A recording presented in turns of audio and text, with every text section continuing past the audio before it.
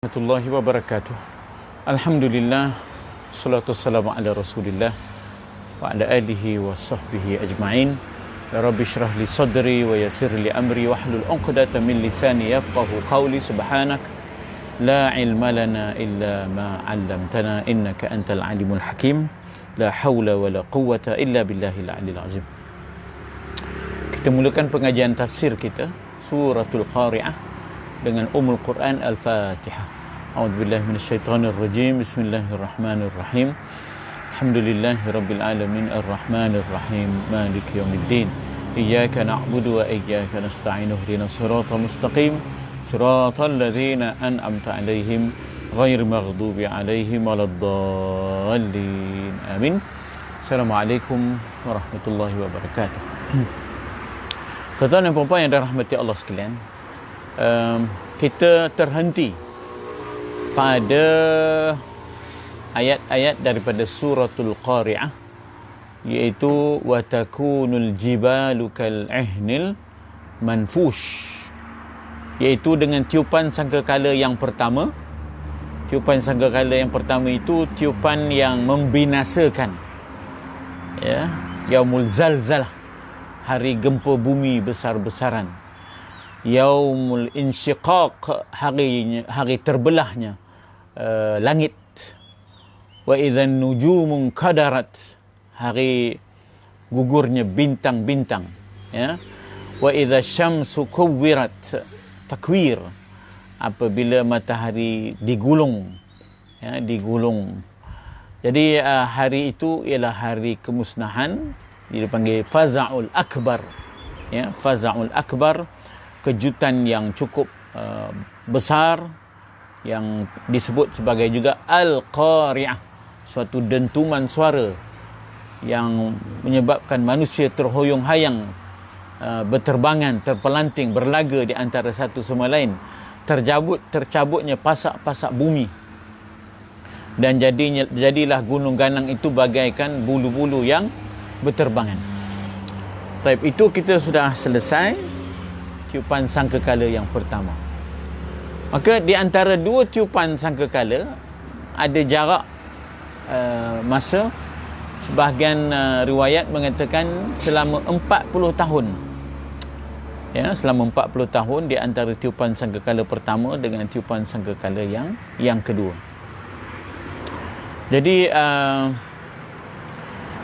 kalau kita lihat dalam surah Yasin, kita dah baca, kita dah sebut hari Selasa, hari Rabu yang lalu, ya. Hari Rabu yang lalu, bagaimana dalam tempoh rehat itu antara tiupan sangkakala yang pertama dengan yang kedua, orang-orang yang diseksa, orang-orang yang diazab berasa lega, direhatkan daripada siksaan.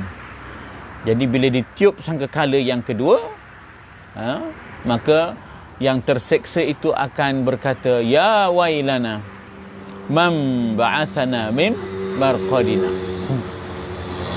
Binasalah, celakalah, punahlah, orang Kelantan kata punahlah, ya.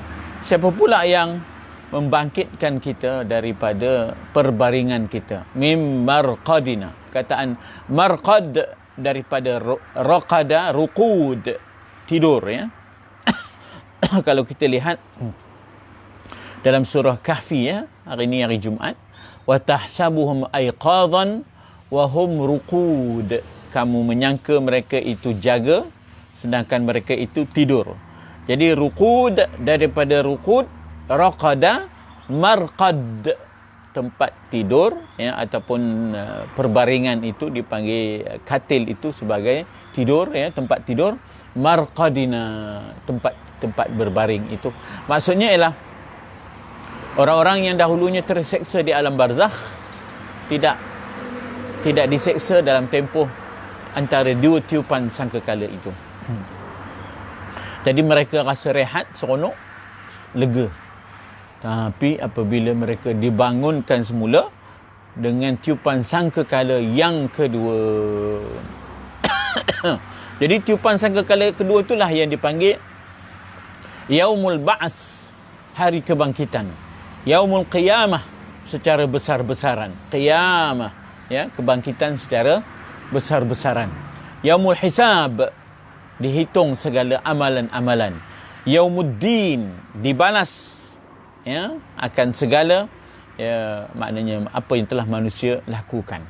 Di sinilah terserlah sifat Allah yang sifatul jalal, iaitu Al-Aziz, Al-Jabbar, Al-Qahhar, Al-Qawi, Al-Matin, Al-Muntaqim. Allah yang maha membalas, Allah yang maha menghitung, ya, Allah yang maha memaksa, Al-Jabbarul Qahhar, ya. Jadi Allah yang maha menentukan, yang maha berkuasa, mampu untuk menghidupkan semula manusia ini dan juga jin dan juga yang akan terlibat di dalam hitungan hisab, akan dibangkitkan mereka. Jadi itu adalah tiupan sangkakala yang kedua, Yaumul Ba'ats, hari kebangkitan, Yaumuddin, Yaumul Hisab, ya, hari perhitungan. Jadi mereka yang dahulunya rehat daripada seksaan kerana ditunggu, ataupun kita kata kerana antara dua tiupan sangkakala itu, berasa tidak selesa bila dibangkitkan, lalu mereka berkata, ya wailana man ba'asana min marqadina, wahai binasalah, wahai celakalah, siapa pula lah yang membangkitkan kita daripada tempat tidur kita. Man, ya, siapa? Ba'asana, ba'as, membangkitkan kita, min marqad, daripada tempat tidur kita, min marqadina. Adapun orang yang beriman tak akan bertanya begitu. Orang yang beriman, orang yang beramal, orang yang yakin, dia tak akan bertanya man ba'asana min marqadina, ya. Pertanyaan itu kemudiannya dijawab oleh para malaikat, hadza ma wa'ada ar-rahman. Inilah dia yang dijanjikan, ya, oleh Ar-Rahman. Baik, jadi kita kembali kepada ayat daripada suratul Qari'ah, iaitu ayat yang berikutnya menceritakan tentang hari kebangkitan, Yaumul Ba'ats, Yaumul Hisab, ya. Sebab kalau kita tengok bunyi ayatnya, fa amma man thaqulat mawazinuhu fahuwa fi 'ishatir radiyah. Ini babak kedua, ya, babak kedua. Babak pertama babak di mana kebinasaan. Babak yang kedua ialah babak kebangkitan semula manusia, ya, yang disebut di dalam surah Yasin. Yuhyiha alladhi ansha'aha awwala marrah, akan menghidupkan semula, ya, manusia ini yang sudah menjadi tulang belulang, yang sudah reput. Alladhi ansha'aha awwala marrah, Tuhan yang dahulunya menghidupkan manusia, Tuhan yang samalah yang akan menghidupkan semula manusia ini. Dikatakan alladhi ansha'aha awwala marratin, ya, wa huwa bikulli khalqin alim. Jadi dalam ayat ini, fa amma man thaqulat, kita dah analisa fa tu maka, amma iaitu adapun. Amma tak sama dengan imma. Kalau imma itu sama ada, imma syakira wa imma kafura, sama ada dia bersyukur, sama ada dia nak kufur. Itu imma. Tapi di sini adalah amma, ya, amma, adapun. Fa amma man thaqulat, adapun orang yang dibangkitkan dengan tiupan sangkakala yang kedua itu, setelah mereka dibangkitkan, mereka dimahsyarkan, mereka dihimpunkan, mahsyar, ya. Setelah mereka dihimpunkan, maka datanglah kitab amalan. Fa amma man utiya kitabahu, ya, biyaminihi, utiya kitabahu wara'a dhahrihi. Utiya kitabahu, datang kitab amalannya daripada kanan. Alhamdulillah, fa biha wa ni'mah. Mudah-mudahan Allah Ta'ala membangkitkan kita dan kita dapat kitab daripada tangan kanan. Utiya kitabahu biyaminihi. Na'udzubillah kalau sekiranya kitab suratan amalan kita daripada belakang ataupun daripada kiri. Fa amman wa amman utiya kitabahu wara'a dhahrihi.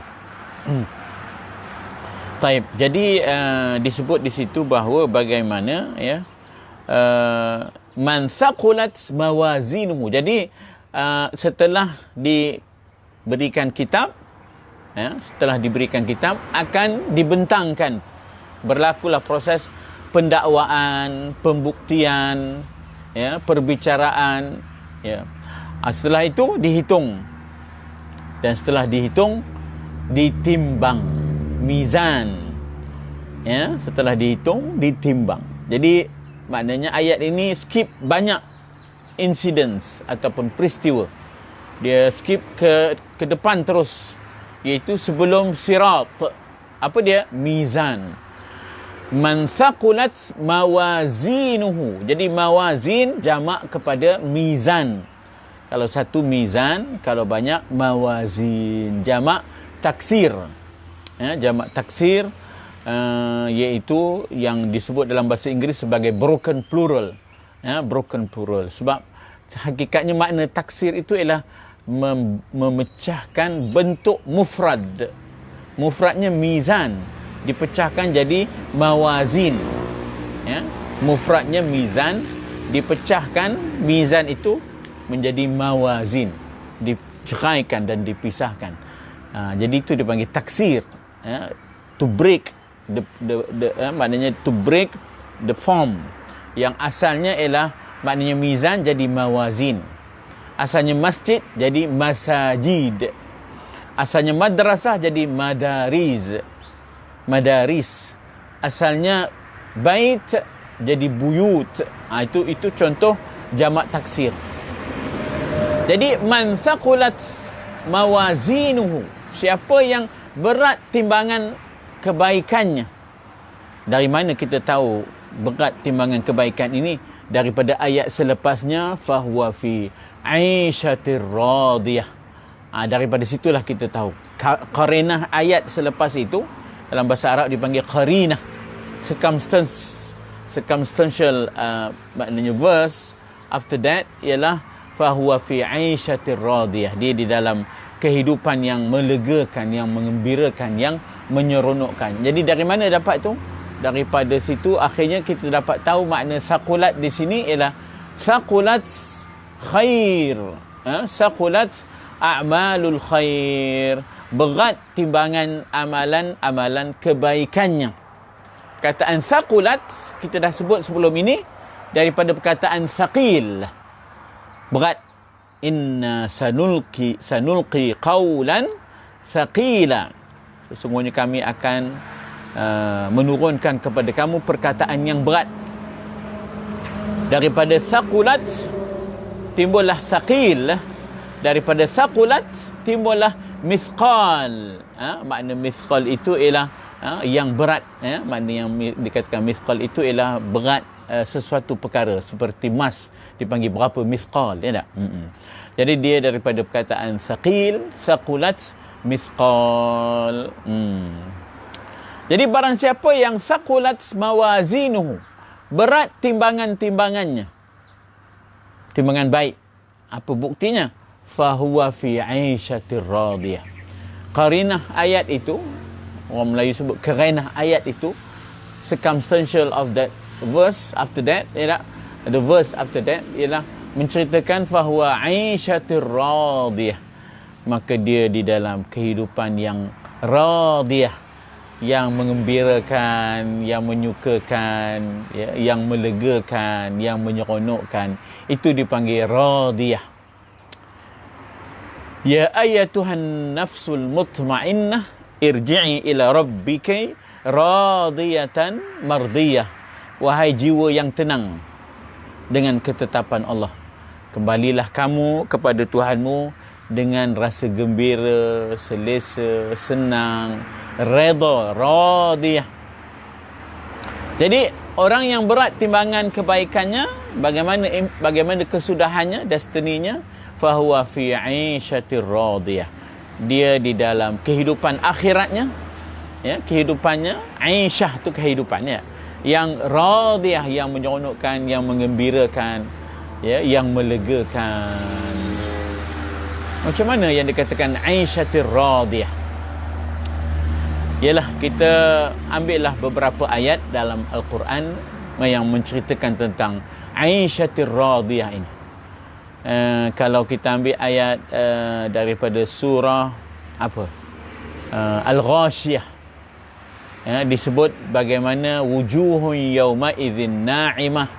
Pada hari itu muka semua akan maknanya berseri-seri. Li sa'yiha radiyah, kerana mereka senang melihat usaha-usaha mereka tidak sia-sia mendapat balasan daripada Allah. Li sa'yiha radiyah. Bagaimanakah Aisyatir radiyah itu? Kehidupan yang menggembirakan, yang menyeronokkan. Fi jannatin aliyah. Mereka berada dalam taman-taman yang tinggi-tinggi. Resort. Ya, selalunya kita kata resort ini tempatnya menawan, menarik, dan biasanya resort yang mahal itu berada di tempat-tempat yang tinggi. Highland, Cameron Highland, Genting Highland dan sebagainya. Jadi disebut jannatin aliyah.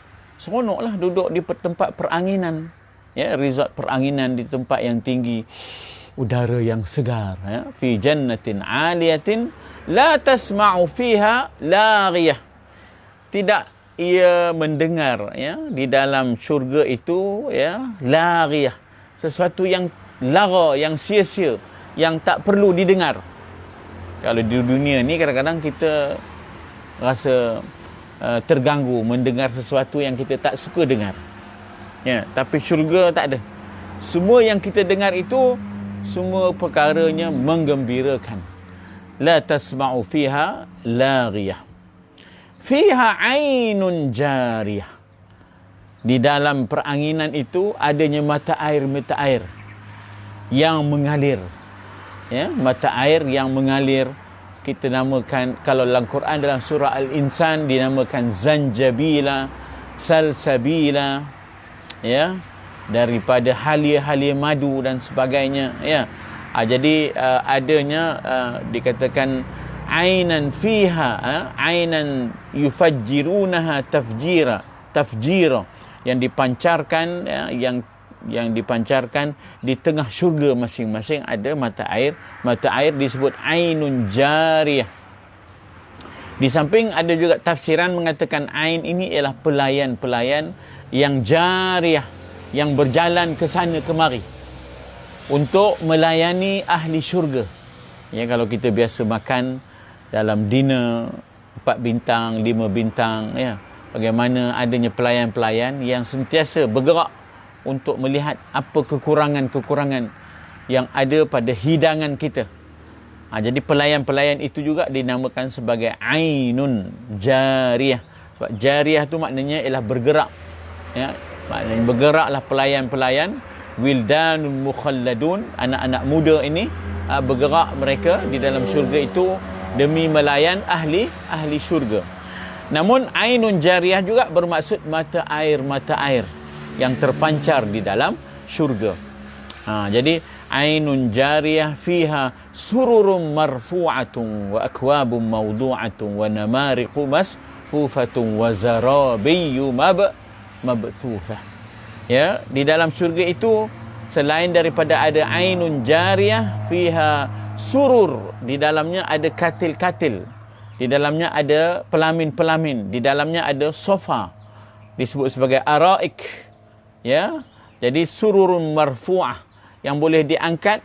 Kalau dalam bahasa Inggeris dipanggil adjustable, maknanya sofa, katil, pelamin, semuanya adjustable, maknanya dia bergerak sendiri, dia sensor kita tu tingginya macam mana, rendahnya macam mana.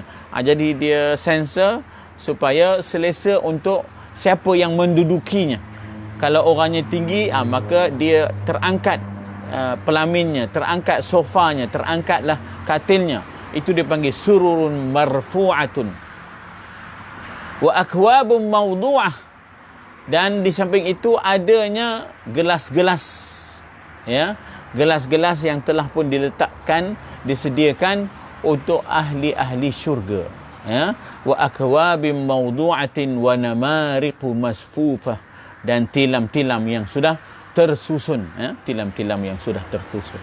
Jadi dalam surah Ghasyiyah ini kita dapat lihat bagaimana ainun jariyahnya. Satu ialah bagaimana dikatakan Aisyatir radiyahnya. Pertama, makan angin dalam syurga yang berupa istana-istana peranginan.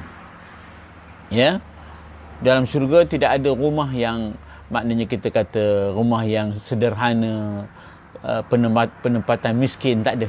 Syurga itu wa idza ra'aita thamma ra'aita na'iman wa mulkan kabira. Kalau kamu lihat nanti dalam syurga, kamu akan lihat dalam syurga itu na'im, nikmat yang cukup banyak.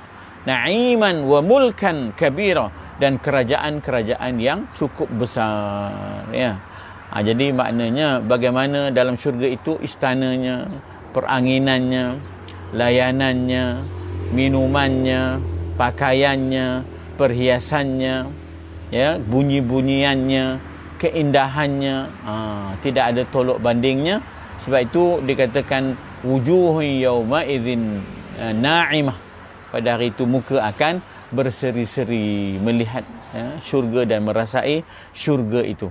Jadi itu yang dikatakan Aisyatir radiyah. Itu kalau kita ambil salah satu daripada surah yang dipanggil surah Ghasyiyah. Ya, kalau kita baca pula surah Al-Insan macam subuh Jumaat tadi, ya, kita baca surah Al-Insan, bagaimana pula disebut di dalam surah Insan Aisyatir radiyah itu, ya, wa yalbasuna thiyaban khudran min sundusin wa istabraq, ya. Di dalam surah Kahfi, mereka ahli syurga itu akan dipakaikan pakaian-pakaian sutera, selesa, ringan, sedap dipakai, cantik dipandang. Yang disebut sutera itu sebagai sundusun wa istabraq. Ada sutera halus, ada sutera yang tebal, ya. Jadi dikatakan bahawa dalam surah Al-Insan itu wadaniyatin, wadaniyatin maknanya dihampirkan kepada ahli syurga itu akan makanan-makanan syurga. Kullama ruziqu minha min thamarati rizqa qalu hadha alladhi ruziqna min qablu wa utubihi mutasyabiha walahum fiha azwajun walahum fiha azwajun mutahharatun wahum fiha khalidun. Mereka tidak keseorangan. Ahli syurga itu tidak keseorangan. Ahli syurga itu maknanya ada pasangan-pasangannya. Maknanya tidak ada ahli syurga yang kesunyian. Mungkin di dunia dia tidak mendapat rezeki, dalam erti kata dia tidak ada pasangan. Tapi kalau dia beriman dengan Allah, dia beramal, esok dalam syurga dia akan mendapat azwajum mutahharah, pasangan-pasangan yang bersih, yang indah, ya, yang kacak. Begitulah maknanya nikmat yang dipanggil Aisyatir radiyah ini, ya. Banyak lagi lah kalau nak kita bahaskan. La yarawna fiha syamsan wala zamharira. Dalam syurga tak nampak matahari, tapi tidak pula kesejukan yang melampau, ya. Tidak nampak matahari, ya. Dikatakan bahawa suasana syurga itu suasana awal duha. Suasana syurga itu nyaman awal duha, ya. La yarawna fiha syamsan wala zamharira. Tak nampak matahari, ya. Tidak pula kesejukan dingin yang melampau. Jadi begitulah suasana di dalam syurga, ya. La yarawna fiha syamsan wala zamharira wadaniyatan alaihim zilaluha wa dhullilat qutufuha tadlila. Buah-buahan itu datang, ya, berhampiran dengan ahli syurga, sehingga ahli syurga yang sedang duduk sandar menyandar, rehat berteleku itu akhirnya capai saja buah-buahan yang diinginkan, ya. Tak payah nak panjat ke, tak payah nak jolok dengan galah ke, tak payah nak tengok ke atas ke, dia buah itu datang, ya. Dikatakan qutufuha tadlila, buah-buahan itu datang, ya, merendahkan dirinya kepada ahli syurga. Wadaniyatan alaihim zilaluha, dan naungan-naungannya, ya, akan menaungi ahli syurga.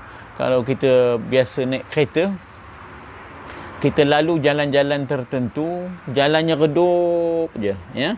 Jadi kita rasa seronok lalu jalan itu. Ya, kadang-kadang kita lalu bawa kereta, jalannya terdedah panas, rasa tak selesa, ya. Tapi kalau jalannya redup dengan pokok-pokok, ya, jadi kita rasa seronok. Begitulah suasana syurga, redup, ya, maknanya sejuk, dan subur. Ya, khadr, ya, selalu disebut sebagai khadr, ya, iaitu hijau, subur. Itu suasananya yang disebut sebagai aisyatir radiyah, kehidupan yang seronok, yang mengembirakan, ya, yang menyukakan. Sebaliknya, secara kontrasnya, wa amma man khaffat mawazinuhu. Khaffat daripada perkataan khafif, daripada khaffat, ya, daripada perkataan khafif timbullah mukhaffafah. Mukhaffafah bukankah yang diringankan, tidak perlu maknanya menggunakan air lalu, ya, air yang banyak untuk kita membersihkan najis yang mukhaffafah. Jadi mukhaffafah daripada mukhaffaf, dan mukhaffaf daripada khafif, dan daripada situ timbullah khaffat mawazinuhu, ya. Bukan kita ada apa, mad wajib, ya, mad wajib apa, saqilah, dan juga mad wajib apa, khafifah. Mad wajib, ya, harfi, ataupun kalimi, khafi, apa namanya, saqilah, ya, saqilah, dan juga khafifah. Jadi khafifah ringan. Adapun siapa yang ringan amalan baiknya, macam mana nak tahu di sini amalan baik? Daripada ayat selepasnya, fa ummuhu hawiyah. Hawiyah itu adalah nama bagi nama neraka. Ya, hawiyah itu nama bagi nama neraka yang dicampakkan, ya, mereka yang menjadi ahli neraka ni dicampakkan ke dalamnya, ya. Neraka hawiyah ni begitu dalam, ya, 70 tahun tak sampai lagi ke dasarnya. Fa ummuhu hawiyah wa amma man khaffat mawazinuhu. Adapun orang yang ringan, khaffat tadi daripada khafif, mukhaffafah, ya. Siapa yang ringan, maknanya amalan maknanya baiknya ringan. Sebelah kanan tu sedikit, sebelah kiri yang banyak.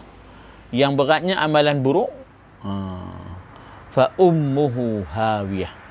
Maka tempat kembalinya ialah neraka hawiyah. Kita dah sebut hawiyah tadi ialah dalam jurang yang dalam. Allahu Akbar, ya. Bila kita berjalan di tepi jurang-jurang, betapa cemas dan betapa takut dan betapa ngerinya kita melihat maknanya keadaan jurang-jurang itu, ya. Jadi hawiyah ini ialah jurang yang dalam.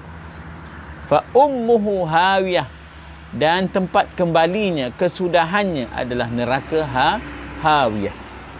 Di sini kalau kita analisa perkataan ummu tu, biasanya ummu ini ialah ibu. Sifat ibu ini ialah suka mendakap anaknya. Itu sifat ibu, ya, suka mendakap anaknya.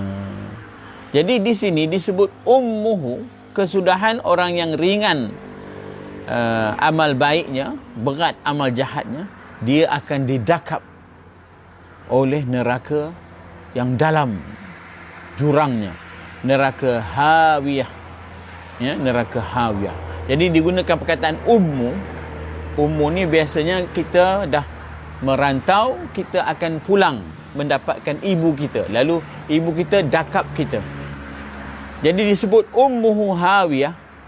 Manusia yang sudah berkelana di dunia ini akhirnya datang kembali kepada tempat kembalinya, disebut sebagai ummu. Didakap oleh api neraka itu, ya, sekuat-kuatnya sehingga tak boleh nak lepas. Kullama aradu an yakhruju minha u'idu fiha. Setiap kali mereka berikhtiar untuk keluar daripada neraka, dikembalikan semula mereka ke neraka. Kullama aradu an yakhruju minha. Setiap kali mereka mau keluar daripadanya, daripada neraka, ya, maka dikatakan u'idu fiha. Id, dikembalikan mereka kepadanya. U'idu fiha. Jadi id itu maknanya kembali. U'idu fiha, dikembalikan mereka ke neraka, tak boleh lari. Wa ja'alna min baini aydihim sadda wa min khalfihim sadda. Di hadapannya ada halangan, di belakangnya ada halangan, dibuta dan dikaburkan pandangan. Dikatakan fa'aghshaynahum fahum la yubsirun. Ya, tak dapatlah mereka bergerak, mereka dirantai, mereka dipasung ahli neraka ni. Na'udzubillah, thumma na'udzubillah.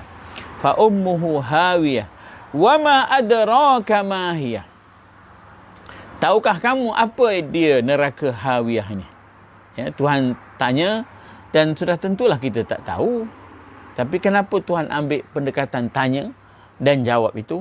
Ini kaedah cara, ya, maknanya kita guna, Allah Ta'ala guna cara ini untuk menarik perhatian manusia dan supaya manusia sedar bahawa wa ma utitu minal ilmi illa qalila.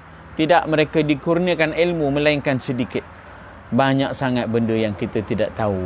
Kalau dicelup, ya, maknanya jari ini ke dalam laut lalu diangkat, ilmu kita tak lebih daripada apa yang melekat pada jari. Sedangkan ilmu Allah itu begitu luas.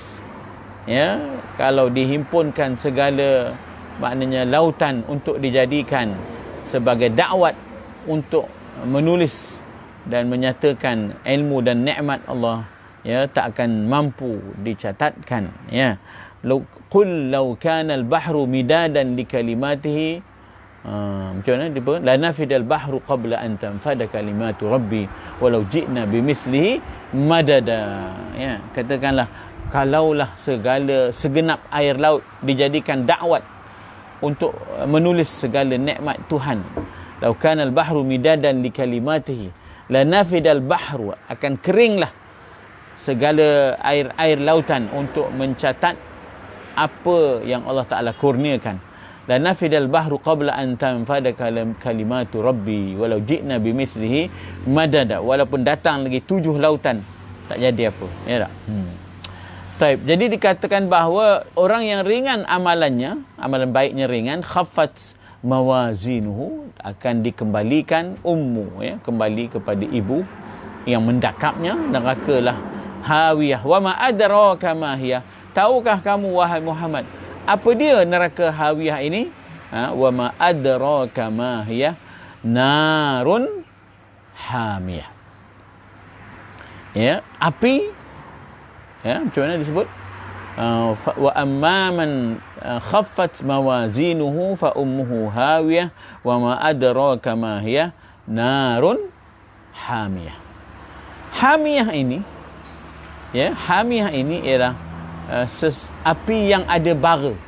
Ya, hamiyah ini adalah api yang ada bara. Narun hamiyah tu ialah berbara. Tuan-tuan dan puan-puan, ya, kalau api kertas surat khabar misalnya, ya, walaupun api tapi tak ada bara, dia tidaklah sepanas api yang berbara, yang ada bara. Jadi itulah maksud narun hamiyah. Makna hamiyah itu ialah yang ada bara. Narun, api yang ada bara. Maknanya nak menunjukkan betapa kuatnya, ya, kuatnya api neraka ini. Juz'un min sab'ina juz'an. Adapun api di dunia ini hanyalah satu juzuk daripada 70 juzuk. Nun dalam neraka ada 69/70 lagi yang sedang menunggu manusia. Jadi yang ini pun, yang satu juzuk daripada 70 ni pun, ya, yang ada di gunung berapi, yang ada di dapur, ya, yang ada, maknanya kita kata digunakan untuk kita memasak dan sebagainya, itu segala mataharinya, segala bintangnya, ini baru 1/70. Jadi yang sedang menunggu kita ialah 69/70. Na'udzubillah, thumma na'udzubillahi min zalik.